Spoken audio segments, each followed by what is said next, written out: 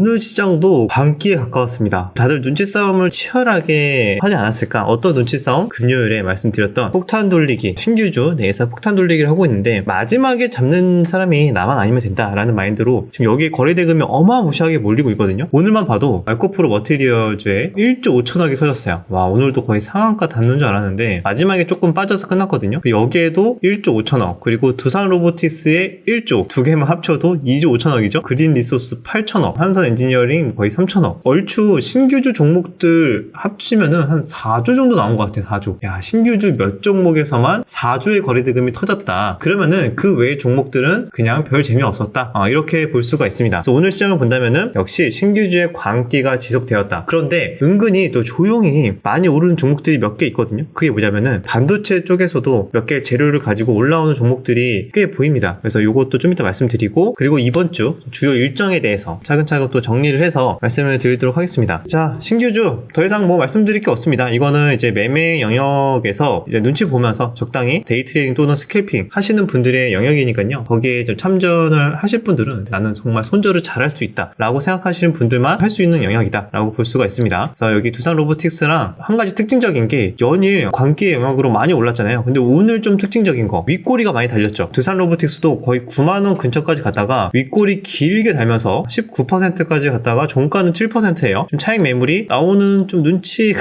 싸움이 좀 진행되고 있어. 내일은 어떻게 될까 지금 다 이러고 있는 상황이거든요. 에코프로 머티리얼즈도 상한가 닿는 것 같았는데 동시효과에서 3% 빼고, 근데 여기서 다시 올린다, 차익 실현 나오더라도 낙주할 거다, 막 이런 얘기들 지금 나오고 있거든요. 리소스도 마찬가지. 이 종목도 거의 20 몇 %에서 놀고 있었어요. 고가가 25%였는데 마지막에 거의 한 20분 만에 20%가 하락을 하면서 이렇게 쭉 빠져서 끝났어요. 신규주가 눈 깜짝할 사이에 10% 20% 막 돈 복사가 되는 것 같지만 반대로 하락할 때는 눈 깜짝할 사이에 돈 삭제가 될 수 있는 버그를 가지고 있다, 이렇게 생각을 하시면 좋을 것 같습니다. 자, 근데 오늘 신규주의 또 관계 날이었지만 그 외의 종목들도 뭐가 움직였나 본다면은 또 조용히 잘 움직였던 게 뭐 몇몇 정치도 있었어요. 덕성 이런 종목도 오늘 오전에 9% 빠졌다가 위로 16%, 그러니까 변동성이 한 25%? 30%의 변동성이 나온 거죠. 아래로 10%, 위로 한 25% 이렇게 움직임이 나와주고 있기 때문에 역시 정치 테마도 활발하게 움직여주고 있다. 근데 요거 좀 웃겼어. 대상홀딩스 얘가 왜 상갔냐면 얘도 갑자기 정치 테마를 엮었거든요. 주말간에 한동훈 장관과 현대고 동문인 배우 이정재가 저녁 식사를 했다는 기사가 나왔다고 합니다. 그런데 얘가 왜 올라? 라고 할 수 있잖아요. 근데 이정재와 8년째 연인 관계를 지속하고 있는 이제 임세령이라는 분이 대상그룹의 부회장이라고 합니다.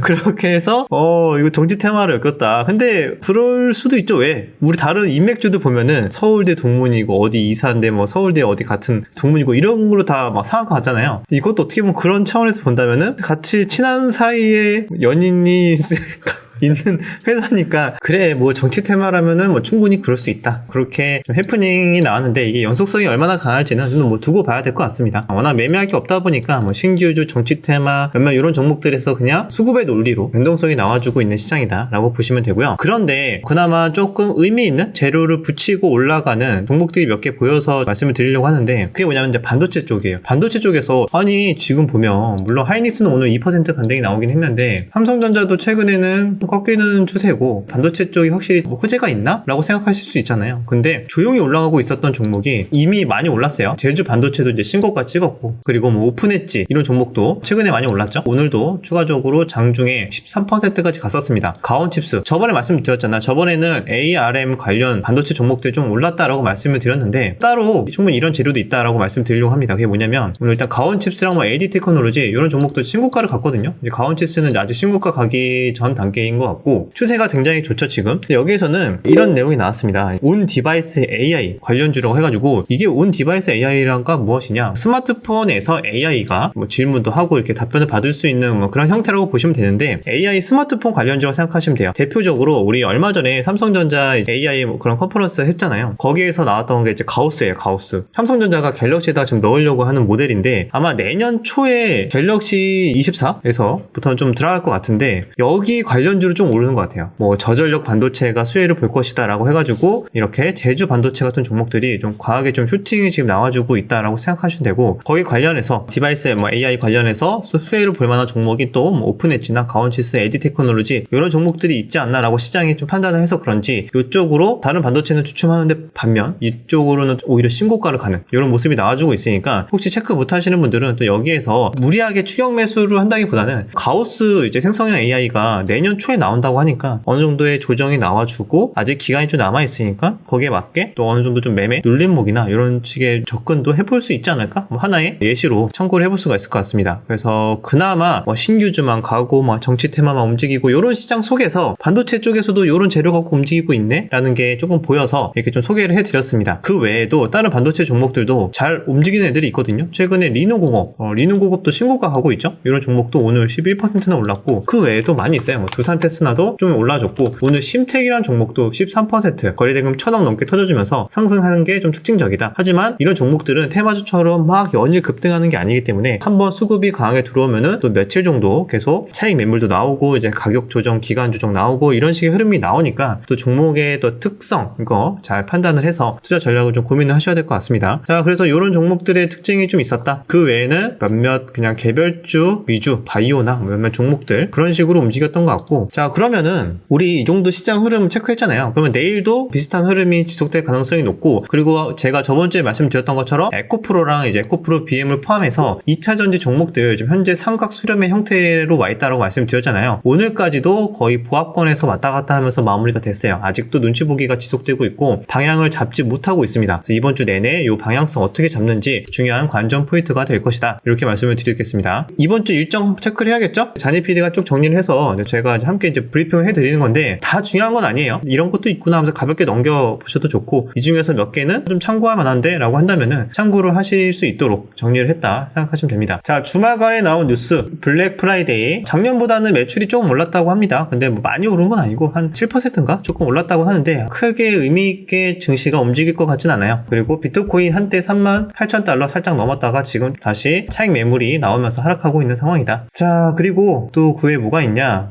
미국 최대 온라인 쇼핑 행사 사이버 먼데이를 개최한다고 합니다. 그리고 베이비 몬스터 데뷔라고 하는데 다들 의견은 다른데 뭐 반응이 그렇게 핫하진 않은 것 같다라는 의견도 있고 하니까 여러분들이 뭐 직접 관심 있으신 분들은 찾아보시면 될 것 같고, 그 외에도 뭐 이런 것들이 있다. 자, 내일 화요일에는 뭐 엑스포 개최지 최종 투표 이런 것도 있네요. 그리고 빈대 확산 방지가 있는데 요거는 이제 좀 오래돼가지고 증시에서는 크게 영향을 주지 못할 것 같은데 한번 두고 봐야 될 것 같죠. 그 외에도 뭐 핵심 광물, 그다음에 인도네시아와 에너지 분야 뭐 등등등 뭐 이런 것들도 있는데 가볍게 보시면 될 것 같아요. 수요일은 미국 연준 베이지북 공개가 있어요. 요것도 조금 중요하게 봐야 되는 포인트겠죠. 그리고 이 외에도 여러 가지 이런 일정들이 있으니까 가볍게 보시면 될 것 같습니다. 새만금 개발청 10월 관광 통계, 미국 3분기 GDP 수정치 발표, 그다음에 국가기관 전력망 확충 특별법 논의, 요거 관련해서도 몇몇 종목들 조금 움직이긴 했었죠. 그리고 UN 기후변화 협약 관련해서 기후변화 관련된 얘기 또 한 번씩 또 나오는 것 같은데, 생각보다 주가는 뭐 그렇게 거래대금이 몰리진 않아요. 그리고 민간 우주산업 활성화를 위해서 뭐 현장 애로 청취 뭐 이런 것도 있다. 그리고 목요일에는 이제 11월의 마지막 거래일이에요. 그러니까 MSCI 지수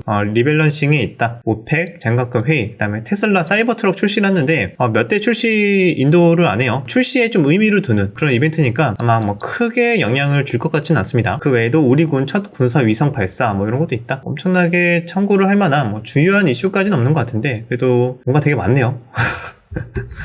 그리고 뭐 게임 분야 수출 기업 간담회, 저출산, 고령화 뭐 이런 것들 또 혹시나 또 이런 거 얘기 나오면은 한 번씩 또 유아 관련해서 또 움직이기도 하니까 테마성이죠 완전히. 그리고 금요일도 이런 것들이 있습니다. 가볍게 보시면 될 것 같습니다. 탄소 중립 뭐 이런 것들도 보이네요. 그리고 다음 주에도 뭐 이런 게 있는데 NC소프트 신작인데 사실상 지금 벌써 사람들이 믿음이 없어요. 믿음이 없어서 주가가 올라가도 이제 팔기 바쁜 것 같아요. 별로 이렇게 크게 움직일 만한 거는 많이 보이진 않는 가운데 요 정도 일정이 있다 정도. 코스피 200, 코스닥 150 정기 변경일이 있네요. 9일날 국제우주 탐사 조정 그룹 뭐 이런 것도 있고.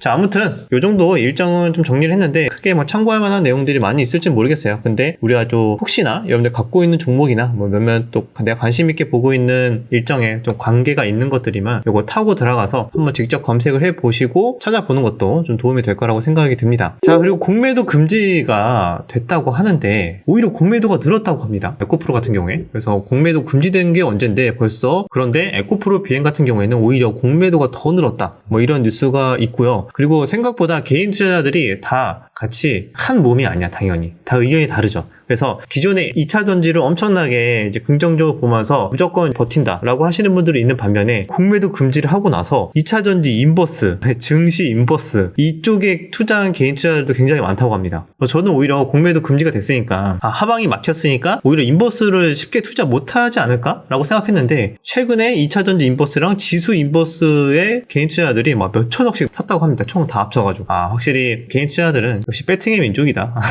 하락한다에 배팅하고 그것도 무조건 뭐 그냥 안 해. 뭐 곱하기 2 하고 막 지금 난리가 났거든요. 그래서 좀 그런 것들도 뉴스가 조금 보이는 것 같고요. 마지막에 중국 폐렴 관련해서 좀 급등이 나왔어요. 뭐 국제약품이나 뭐 이런 종목들이 갑자기 마지막에 거의 상한가 근처까지 좀 급등이 나와줬는데 내용으로 봤을 때는 뭐 추가적으로 새로운 뉴스라기보다는 지난 중국의 이제 마이코플라즈마 폐렴의 연장선과 더불어서 이제 중국 내 미확인 폐렴이 급증하고 있다는 소식이 뉴스가 나왔다고 합니다. 그래서 이것도 추가적으로 후속 뉴스가 어떻게 붙는지 테마성으로도 충분히 볼 수가 있기 때문에 체크를 해야 될 만한 재료이지 않나 라고 생각합니다.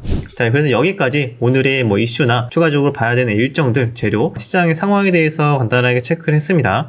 여전히 말씀드렸던 것처럼 신규주 내에서는 변동성이 계속 나올 거예요. 근데 오늘 오후장의 흐름을 보셨으면 아시겠지만 이제 슬슬 눈치 싸움이 지속되고 있다. 그래서 언제든지 다들 단타를 하는 마음으로 들어오지만 빠져나갈 때는 또 우르르 빠져나갈 수가 있기 때문에 여기서 또 뒤늦게 막상 오를 때 별로 수익 못 보다가 뒤늦게 이런 분위기에 휩쓸려가지고 참전했다가 오를 때 수익 못 내고 설거지 당하고 이러면은 너무 억울하거든요. 그때부터 이제 멘탈 날아가는 거야. 미친듯이 이제 내동 시작하는 시기거든요. 그래서 차라리 못 먹더라도 설거지는 당하지 말자. 그래서 아직 잘 초보자분들은 좀 더 이제 조심하자라는 마음에서 다시 한 번 더 강조를 드리도록 하겠습니다. 마지막으로 요거 카페 저번 주에도 한번 말씀을 드렸는데, 자, 추덕과 함께하는 2023년 연말 송년회 16일 날 강남역 근처에서 이제 술집에서 다 같이 모여서 이런저런 또 이야기 담소를 나누니까요. 요거 내용 딱 보시고 신청 방법은 이렇게 돼요. 유튜브 닉네임, 뭐 이름, 연락처, 간단한 자기소개해서 제 이메일로 보내주시면은 12월 1일까지 선정되신 분들에게 개별 문자로 보내드리도록 하겠습니다. 혹시나 이거 모르시는 분들 시청해주시면은 좋을 것 같습니다. 여기까지 영상 마무리하고 또 내일 영상에서 또 중요한 내용들